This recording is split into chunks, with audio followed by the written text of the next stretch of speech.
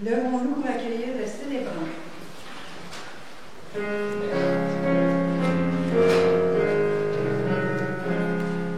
Nous sommes ton Église, ton peuple rassemblé, ton souffle fait revivre nos cœurs de baptisés. C'est toi, Seigneur, qui nous appelle, et nous venons te rencontrer. Voici la fête que tu crées pour allumer le feu qui renouvelle. Libère-nous comme l'enfant qui veut chanter le Dieu vivant. Libère-nous comme l'enfant qui veut chanter le Dieu vivant. Nous sommes ton Église, ton peuple rassemblé, ton souffle fait revivre nos cœurs de baptisés. Nous sommes rassemblés dans cette Église au nom du Père et du Fils et du Saint-Esprit. Amen. Le Seigneur soit avec vous. Bonjour. Bonjour, bienvenue à cette célébration. Je veux saluer les gens qui prient avec nous aussi via Internet. Et dans l'Évangile qu'on va entendre aujourd'hui, l'aspect qui m'a frappé, vous allez voir, on va nous parler de Jésus qui déménage. Déménager, vous savez, c'est une moyenne décision, c'est pas facile à prendre. Et justement, c'est le thème que j'ai retenu en fin de semaine, c'est de dire, à certains moments de notre vie, on a des décisions à prendre. Je ne vous parle pas qu'est-ce que je vais manger ce soir, si je suis capable de régler ça facilement. Il y a des décisions plus importantes qu'on a à prendre, et on va se faire dire que dans ces moments-là de notre vie, nous qui avons la foi, Dieu veut nous aider. Je peux dire à Dieu, hey, viens m'aider dans cette situation-là, viens m'aider à voir clair. Et pendant cette célébration, nous croyons que Dieu est là pour nous accompagner. Je vous invite à vous asseoir. Au tout début de cette célébration, prenons simplement quelques secondes pour nous rappeler qu'on n'est pas tout seul ici. Dieu est avec nous et que Dieu, aujourd'hui, veut nous rejoindre par sa parole.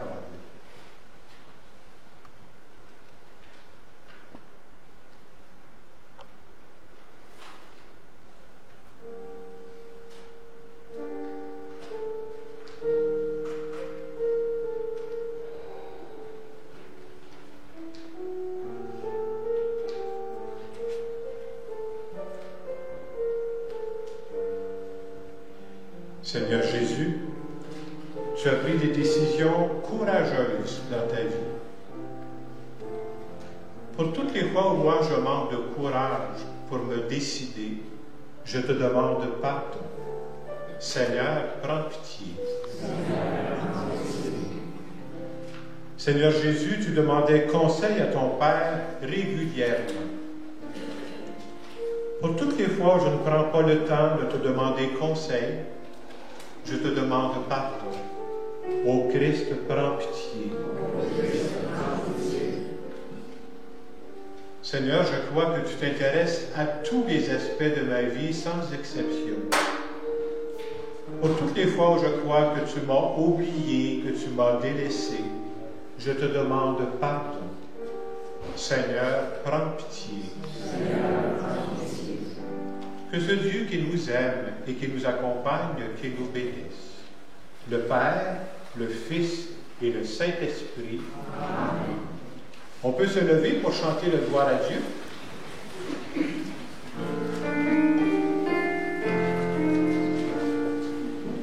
Gloire à Dieu et joie dans le ciel. Gloire à Dieu et paix sur la terre. Chantez pour Dieu, vous qui l'aimez. Gloire à toi, Seigneur. Gloire à toi, Père puissant,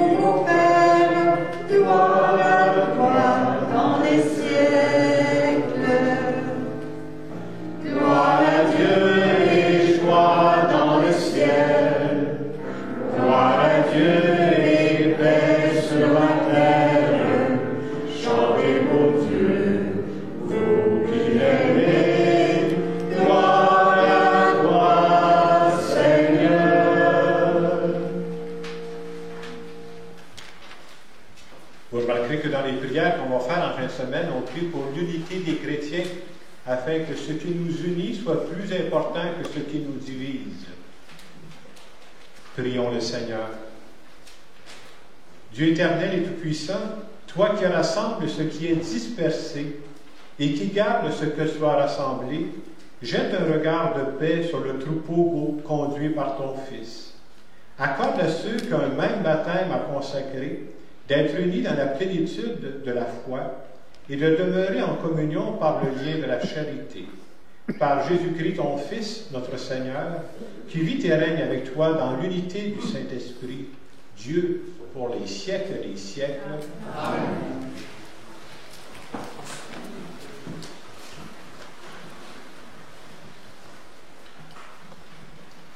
Lecture du livre d'Isaïe. Dans un premier temps, le Seigneur a couvert de honte le pays de Zabulon et le pays de Nephtali. Mais ensuite, il a couvert de gloire la route de la mer, le pays au-delà du Jourdain et la Galilée des nations. Le peuple qui marchait dans les ténèbres a vu se lever une grande lumière. Et sur les habitants du pays de l'ombre, une lumière a resplendi. Tu as prodigué la joie, tu as fait grandir l'allégresse. Ils se réjouissent devant toi, comme on se réjouit de la moisson, comme on exulte au partage du butin. Car le joug qui pesait sur lui, la barbe qui meurtrisait son épaule, le bâton du tyran, tu les as brisés comme au jour de Madian. Parole du Seigneur. Grâce à Dieu.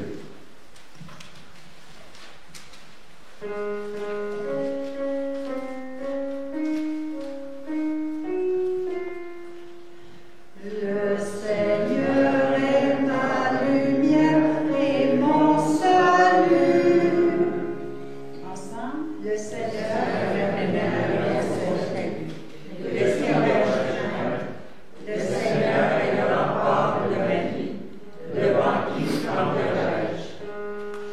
Le Seigneur est ma lumière et mon salut. J'ai demandé une chose au Seigneur, la seule que je cherche, d'habiter la maison du Seigneur tous les jours de ma vie. Le Seigneur est ma lumière et mon salut. Mais j'en suis sûr, je verrai les bontés du Seigneur sur la terre des vivants. Espère le Seigneur, sois fort et prends courage. Espère le Seigneur. Le Seigneur est ma lumière et mon salut. Lecture de la première lettre de Saint Paul apôtre aux Corinthiens. Frères, je vous exhorte au nom de notre Seigneur Jésus-Christ, ayez tous un même langage, qu'il n'y a pas de division entre vous. Soyez en parfaite harmonie de pensée et d'opinion. Il m'a été rapporté à votre sujet, mes frères, par les gens de chez Chloé, qu'il y a entre vous des rivalités. Je m'explique. Chacun de vous prend parti en disant « Moi, j'appartiens à Paul » ou bien « Moi, j'appartiens à Apollos » ou bien « Moi, j'appartiens à Pierre » ou bien « Moi, j'appartiens au Christ ». Le Christ est-il donc divisé? Est-ce Paul qui a été crucifié pour vous? Est-ce au nom de Paul que vous avez été baptisés? Le Christ, en effet, ne m'a pas envoyé pour baptiser, mais pour annoncer l'Évangile, et cela sans avoir recours au langage de la sagesse humaine, ce qui rendrait vaine la croix du Christ. Parole du Seigneur. Grâce à Dieu.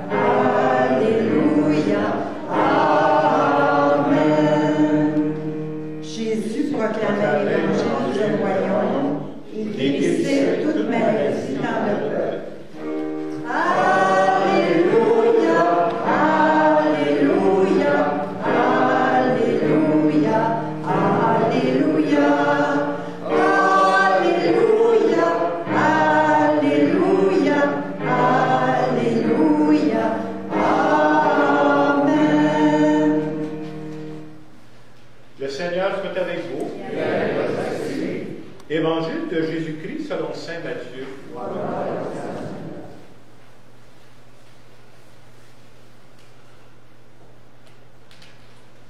Quand Jésus apprit l'arrestation de Jean le Baptiste, il se retira en Galilée. Il quitta Nazareth et vint habiter à Capharnaüm, ville située au bord de la mer de Galilée, dans les territoires de Zébulon et de Nephtali. C'était pour que soit accomplie la parole prononcée par le prophète Isaïe, pays de Zébulon et pays de Nephtali, route de la mer et pays au-delà du Jourdain, Galilée des nations. Le peuple qui habitait dans les ténèbres a vu une grande lumière. Sur ceux qui habitaient dans le pays de l'ombre et de la mort, une lumière s'est levée. À partir de ce moment, Jésus commença à proclamer « Convertissez-vous, car le royaume des cieux est tout proche. » Acclamons la parole de Dieu. Gloire à toi, Seigneur Jésus.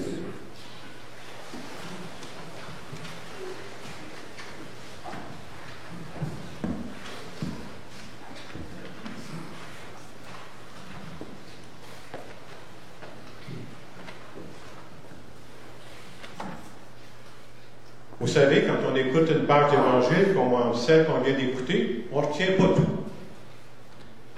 Moi, l'aspect qui m'a frappé, et pourtant vous comprenez que ce n'est pas tout à fait la première fois que je lis cette page d'évangile, ce qui m'a frappé, c'est de voir Jésus qui prend la décision de quitter Nazareth, de déménager pour aller s'établir à Capharnaüm en Galilée. Il faut savoir que c'est une décision importante parce que Jésus avait grandi à Nazareth.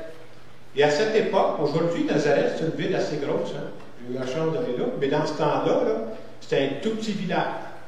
Alors Jésus vivait à Nazareth avec ce qu'on pourrait appeler dans sa grande famille.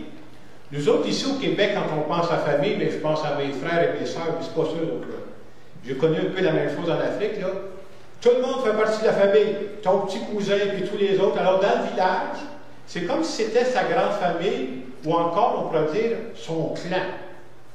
Il y a des avantages à ça, mais il peut y avoir des inconvénients à ça aussi. C'est qu'après un bout de temps, vous savez ce que les gens de Nazareth vont dire à Jésus? « Hey, tu fais partie de notre groupe, tu fais partie de notre clan. Si tu as quelque chose à faire, si tu as des miracles à faire, tu vas faire ça à Nazareth. Laisse faire les autres. » Et après un bout de temps, c'est comme si ces gens-là voulaient mettre, on pourrait dire, la main sur Jésus. Et Jésus décide qu'à partir de ce moment-là, il va quitter Nazareth, puis il va aller vivre à Capharnaüm, en Galilée. Et à partir de ce moment-là, je dirais, il va créer ce qu'on pourrait appeler un autre genre de famille, qu'on pourrait appeler une famille spirituelle. Et qu'est-ce qu'il va faire pour créer cette famille spirituelle-là? Il va choisir les apôtres, il va choisir des disciples, puis il y a des gens qui partagent la même vie spirituelle qui vont le suivre aussi. Si je vous compte ça, c'est pour vous dire que ça demande du courage pour prendre une décision comme il a pris.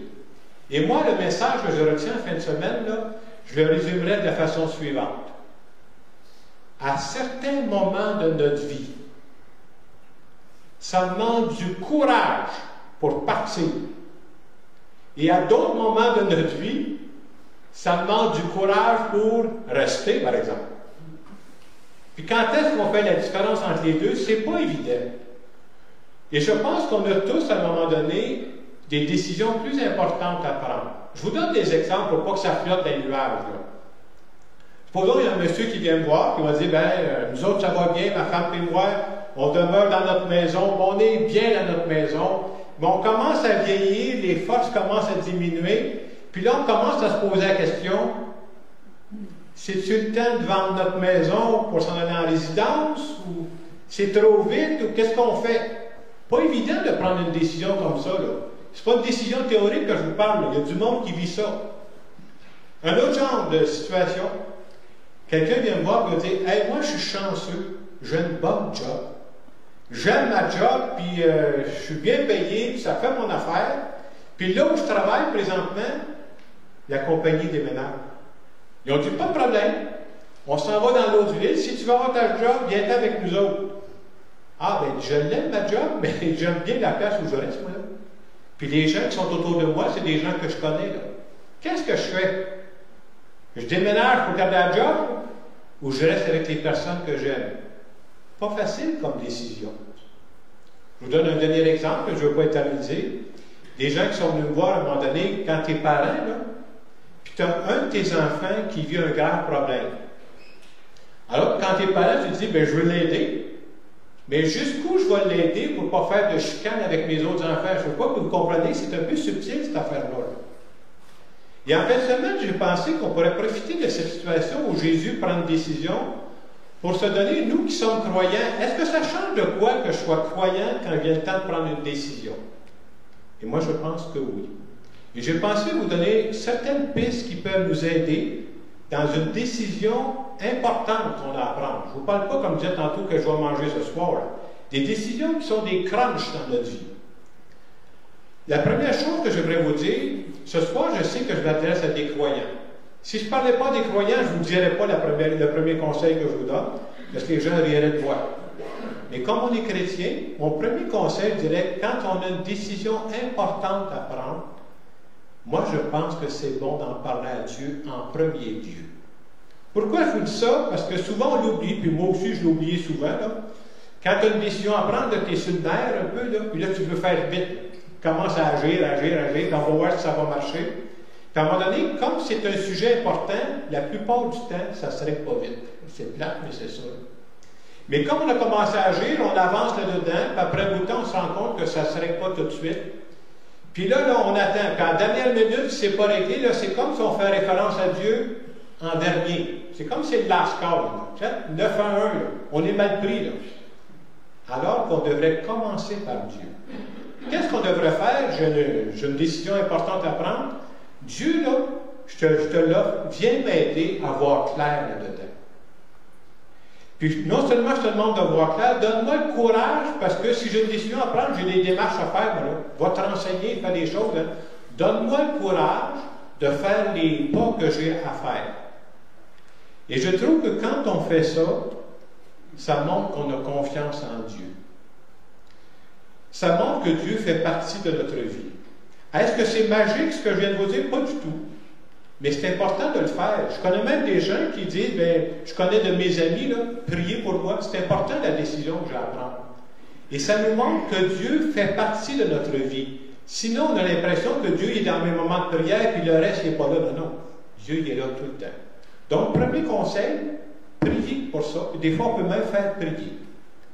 Deuxième conseil, toujours quand on est croyant, et c'est vrai pour, je pense, toute personne, une décision importante, prendre le temps de demander conseil à des personnes sages. L'éclairage de personnes en qui on a confiance, ça nous aide beaucoup à prendre certaines décisions.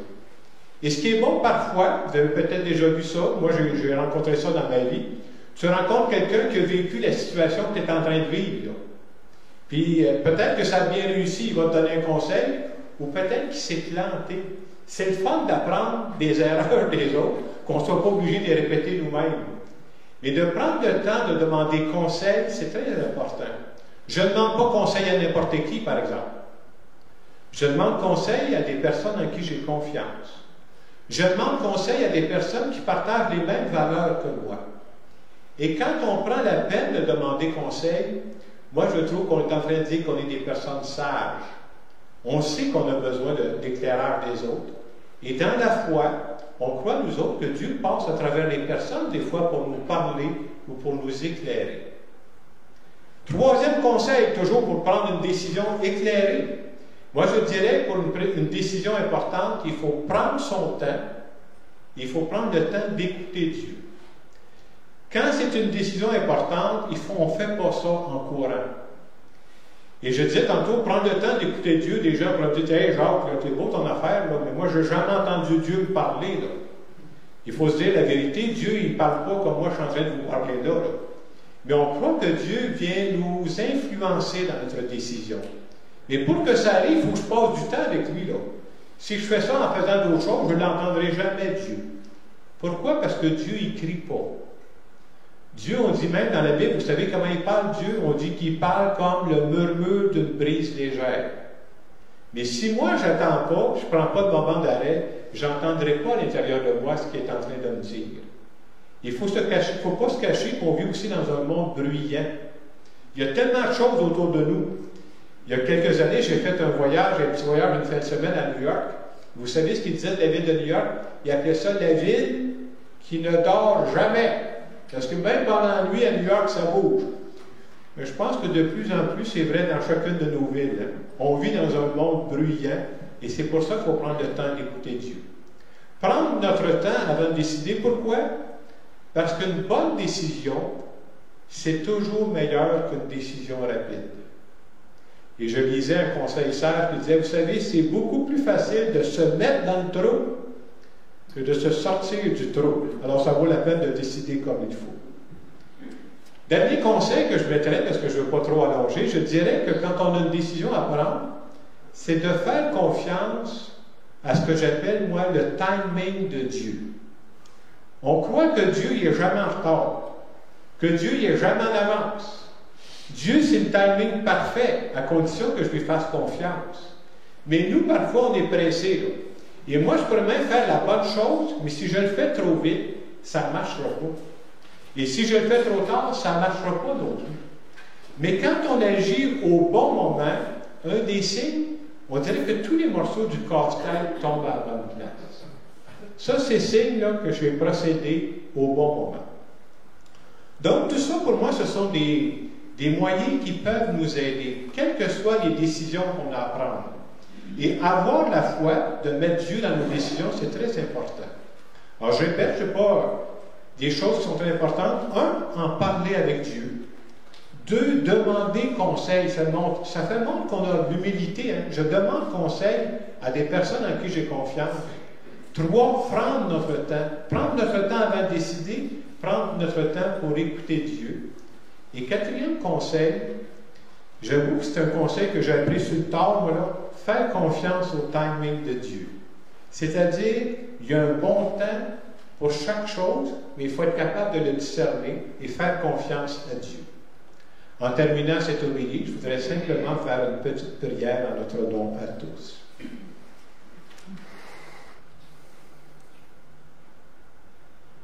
Seigneur Jésus, je veux te dire aujourd'hui que je veux que tu fasses partie de tous les aspects de ma vie.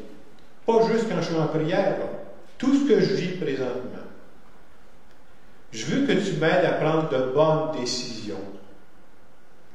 Et je veux te dire merci pour les personnes sages que tu mets sur ma route qui peuvent m'aider. Merci aussi pour ton Esprit Saint, parce que je crois qu'il est là pour m'accompagner dans tout ce que je vis. Merci. Amen. Et je vous invite à penser, je ne sais pas présentement si vous avez des décisions à prendre, ce n'est pas toujours des décisions dramatiques, mais c'est rare qu'on n'a pas des décisions à prendre un peu plus importantes. Et pendant quelques secondes qui viennent, de dire à Dieu, je te confie cette intention-là, cette décision que j'ai à prendre. Viens m'éclairer, viens me guider dans cette décision.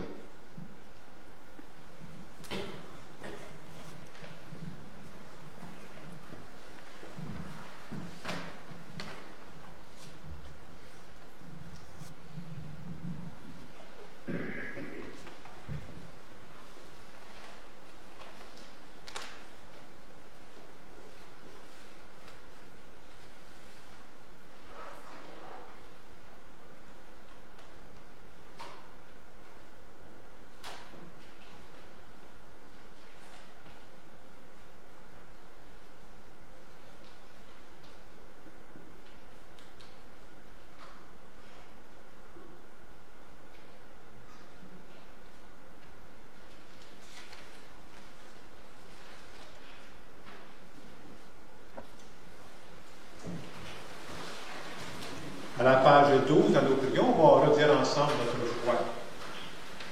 Je crois en Dieu, le Père Tout-Puissant, Créateur du ciel et de la terre, et en Jésus-Christ, son Fils unique, notre Seigneur, qui a été conçu du Saint-Esprit, est né de la Vierge Marie, a souffert sous Ponce Pilate, a été crucifié, est mort et a été enseveli, est descendu aux enfers, le troisième jour est ressuscité des morts, est monté aux cieux, est assis à la droite de Dieu le Père Tout-Puissant, d'où il viendra juger les vivants et les morts. Je crois en l'Esprit Saint, à la Sainte Église catholique, à la communion des saints, à la rémission des péchés, à la résurrection de la chair, à la vie éternelle. Amen.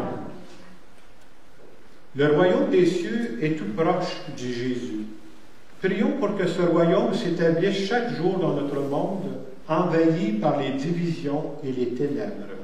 Sûr de ton amour et fort de notre foi, Seigneur, nous te prions.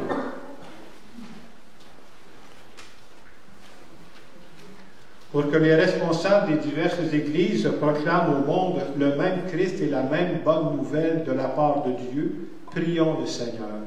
Sûr de ton amour et fort de notre foi, Seigneur, nous te prions. Pour que toutes les personnes baptisées et leurs pasteurs développent un profond souci de l'unité et de la réconciliation, prions le Seigneur. Sûr de ton amour et fort de notre foi, Seigneur, nous te prions. Pour que ceux et celles qui ont pris leur distance de leur communauté chrétienne puissent entendre de nouveau la bonne nouvelle du salut, prions le Seigneur. Sûr de ton amour et fort de notre foi, Seigneur, nous te prions. Pour que les personnes souffrantes, démunies ou découragées trouvent réconfort et soutien auprès des croyants et croyantes, prions le Seigneur. Sûr de ton amour et fort de notre foi, Seigneur, nous te prions. Pour que nos communautés soient heureuses de croire et de témoigner du Christ, le Sauveur du monde, prions le Seigneur. Sûr de ton amour et fort de notre foi, Seigneur, nous te prions. Vous savez, quand on vient prier ensemble, on ne prie jamais juste pour nous. Moi, après-midi, je ne prie pas juste pour les intentions de Jacques, là. On en a tous. Puis dans notre groupe ici, je suis sûr qu'il y a des gens présentement qui ont des décisions à prendre. Et on va prier pour ces personnes-là. On va dire, Dieu, viens les éclairer, viens les accompagner. On pourrait reprendre le refrain ensemble. Sûr de ton amour et fort de notre foi, Seigneur, nous te prions. Tu le sais, Seigneur, nous avons besoin de ta lumière et de ton soutien. Exauce nos demandes et ouvre nos cœurs à ta présence pour que nous sachions rayonner de ton amour, toi qui vis et règnes maintenant et pour les siècles des siècles. Amen.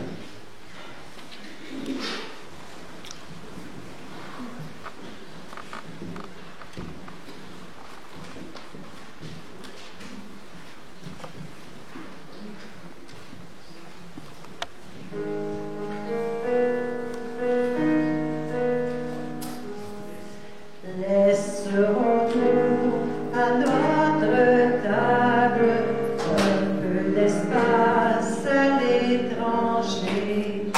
Trouvera-t-il, quand il viendra, un peu de pain et d'amitié? Ne laissons pas mourir la terre, ne laissons pas mourir le feu. Tendons nos mains vers la lumière pour accueillir le don de Dieu, pour accueillir le don de Dieu. Laisserons-nous à nos paroles un peu de temps à l'étranger? Trouvera-t-il, quand il viendra, un cœur ouvert pour l'écouter? Ne laissons pas mourir la terre, ne laissons pas mourir le feu. Tendons nos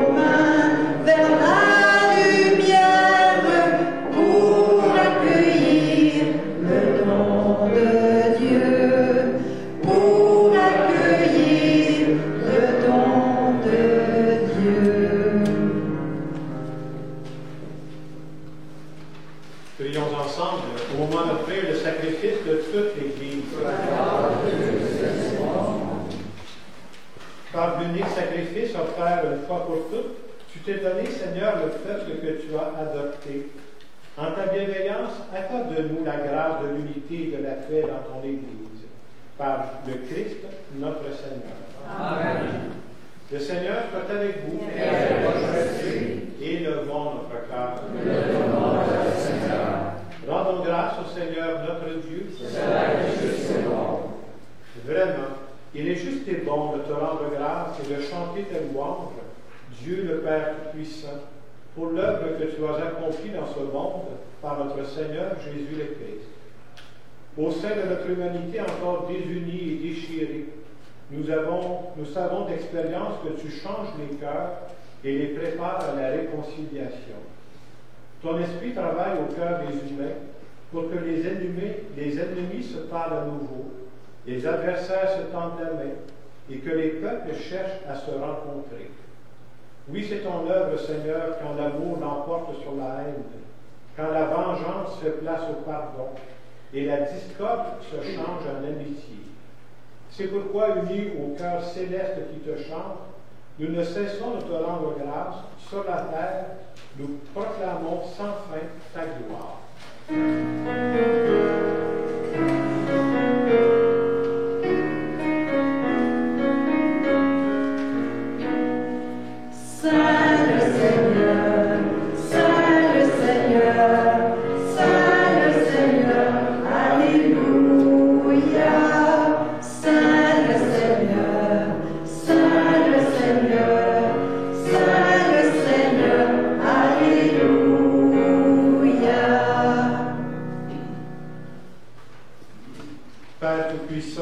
Nous te bénissons par Jésus-Christ, ton Fils, venu dans notre monde en ton nom.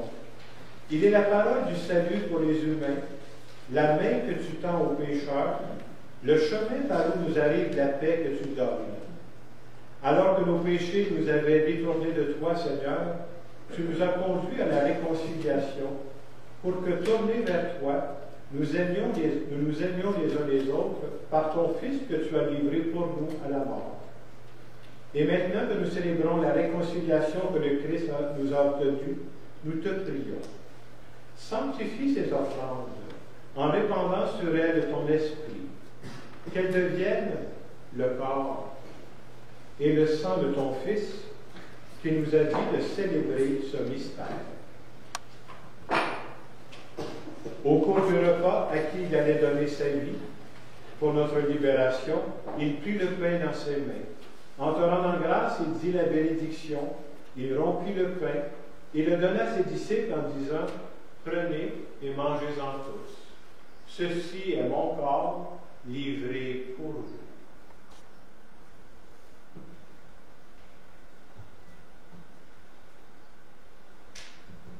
De même, ce soir-là, il prit dans ses mains la coupe de bénédiction en proclamant la miséricorde, puis il donna la coupe à ses disciples en disant « Prenez et buvez-en tous, car ceci est la coupe de mon sang, le sang de l'alliance nouvelle et éternelle, qui sera versé pour vous et pour la multitude en rémission des péchés.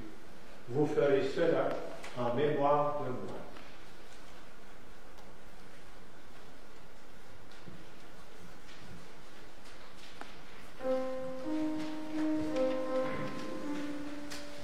Il est grand le mystère de la foi. Avant, Seigneur Jésus, nous célébrons ta résurrection, nous attendons ta venue dans la gloire. En faisant ici mémoire de la mort et de la résurrection de ton Fils, qui nous a laissé un tel gage de son amour, nous te présentons cette offrande qui vient de toi, le sacrifice de la parfaite réconciliation. Père très saint, nous t'en supplions, accueille-nous avec ton Fils, et dans ce repas qui nous sauve, accorde-nous son esprit, qu'il fasse disparaître les causes de nos divisions. Que ce même esprit fasse de ton Église le signe visible de l'unité entre les humains, et l'instrument de ta paix, qu'il nous garde en communion avec notre pape François, notre évêque Christian, avec l'ensemble des évêques, et ton peuple tout entier. Et comme tu nous as réunis maintenant à la table de ton Fils, rassemble-nous un jour auprès de la glorieuse Vierge Marie, Mère de Dieu, avec les bienheureux apôtres et tous les saints, avec nos frères et sœurs, avec les hommes et les femmes de toute origine et de toute langue qui sont morts dans ton amitié. Ce jour-là, rassemble-nous au banquet de l'unité à jamais accomplie, dans les cieux nouveaux et la terre nouvelle, où resplendit en plénitude la paix qui vient de toi, dans le Christ de Jésus, notre Seigneur. Et aujourd'hui, nous prions en particulier aux intentions de Gérard Robitaille et de Serge Paquet. Par lui, avec lui et en lui, à toi, Dieu Père puissant, dans l'unité du Saint-Esprit, de l'honneur et de gloire, pour les siècles des siècles. Amen. La parole de Dieu de la fin de semaine nous rappelle que Jésus a eu à prendre des décisions difficiles dans sa vie. Et comment c'est important, il prenait du temps pour en parler à son Père. Et c'est important à ces moments-là de savoir s'arrêter. Je vous donne un exemple. J'ai déjà eu à prendre une décision qui n'était pas facile. Et si j'avais fait un sondage autour de moi, je ne l'aurais jamais pris. À cette époque, j'étais professeur. C'est là que j'ai commencé à penser à devenir prêtre. Et quand j'ai parlé aux autres profs qui étaient là, tu ne fais pas le fou. Tu commences juste à avoir ton ancienneté, tu as une bonne job, ça va marcher. Et quand j'ai vu ces vieux schnock-là, parce qu'il avait 50 ans, j'étais vieux, j'ai changé d'opinion. Et je me suis dit, j'avais 29 ans, j'ai choisi de bouger. J'ai été chanceux, j'avais un bon conseiller qui me dit genre, si c'est vraiment ça dans le fond de ton cœur, vas-y. Tout ça pour nous dire, c'est important de faire confiance à Dieu, puis d'avoir des personnes sages qui nous guident dans ces moments-là. Alors prions les uns pour les autres. Notre Père qui es aux cieux, que ton nom soit sanctifié, que ton règne vienne, que ta volonté soit faite sur la terre comme au ciel. Donne-nous aujourd'hui notre pain de ce jour. Pardonne-nous nos offenses, comme nous pardonnons aussi à ceux qui nous ont offensés. Et ne nous laisse pas entrer en tentation, mais délivre-nous du mal. Délivre-nous de tout mal, Seigneur, et donne la paix à notre temps.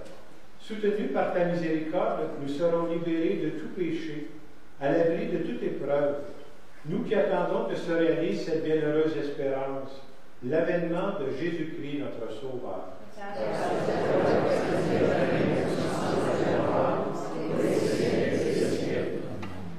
Seigneur Jésus-Christ, tu as dit à tes apôtres, je vous laisse la paix, je vous donne la paix.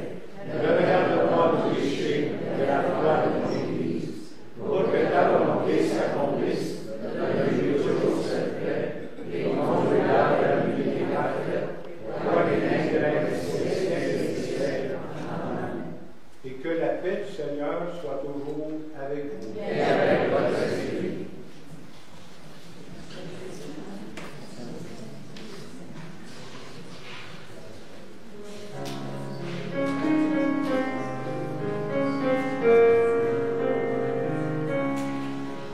La paix aura ton visage, la paix aura tous les âges, la paix sera moi, sera nous, et la paix sera chacun de nous. Agneau de Dieu qui enlève le péché du monde, prends pitié de nous. Agneau de Dieu qui enlève le péché du monde, donne-nous la paix. La paix aura ton visage, la paix aura tous les âges, la paix sera toi, sera moi, sera nous, et la paix sera chacun de nous.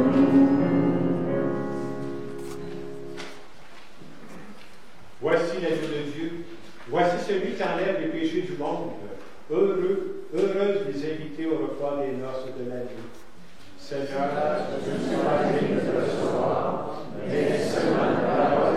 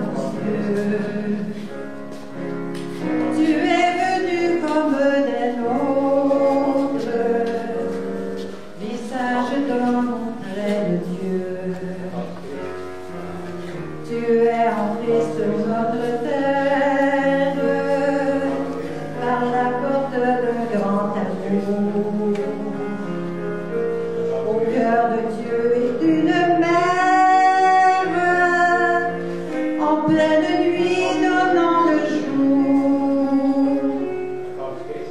Tu es venu comme des nôtres, et nous n'en croyons pas nos yeux. Tu es venu comme des nôtres, visage d'homme, trait de Dieu. Et tu as pris la parole comme la charpente de bois, en dessinant des paraboles, comme si tu savais déjà. Tu es venu comme des nôtres, et nous n'en croyons pas nos yeux. Tu es venu comme des nôtres, visage d'homme, trait de Dieu. Tu as parlé notre langage, et les gens simples ont compris. Dans ta beauté de tes images, la vérité de ton esprit. Tu es venu comme des nôtres, et nous n'en croyons pas nos yeux. Tu es venu comme des nôtres, visage d'homme, trait de Dieu.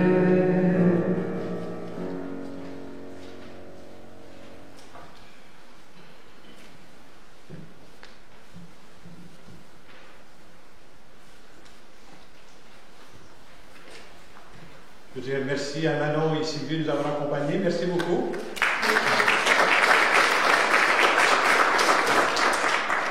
À la sortie de l'église, je vous invite toujours à déposer les prions, parce que les prions vont nous servir demain pour une autre célébration. Peut-être séparer les feuillets de chant des prions, ça nous aide pour la suite. Je vous invite à vous lever pour une dernière prière.